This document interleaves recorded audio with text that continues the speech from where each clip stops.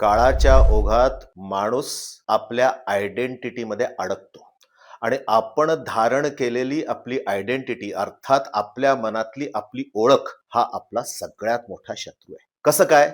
पद आपल्याला बांधून ठेवतं, मर्यादा घालतं. इतरांच्या अपेक्षांचा भार आपणच निर्माण केलेल्या आपल्याच आयडेंटिटीमुळे आपल्यालाच सोसावा लागतो.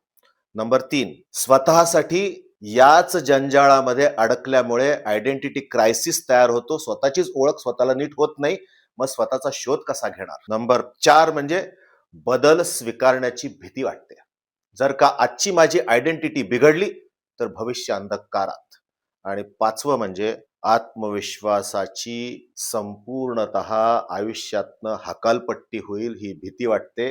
कारण याच आयडेंटिटीवर आत्मविश्वास संपादन करण्यासाठी आयुष्य वेचलेलं असतं. परंतु या अध्यात्माच्या क्षेत्रात आल्यानंतर माझ्या असं लक्षात आलं की प्रपंचामध्ये, कुटुंबामध्ये, व्यवसायामध्ये, व्यक्तिगत आयुष्यामध्ये, समाजामध्ये जी ओळख आपण निर्माण केली आहे हेच आपले सगळे शत्रू आहेत. खरी ओळख त्या ईश्वराचा एक व्यवस्थित प्रतिनिधी असल्याप्रमाणे मनुष्य जन्म छानपैकी घालवणं.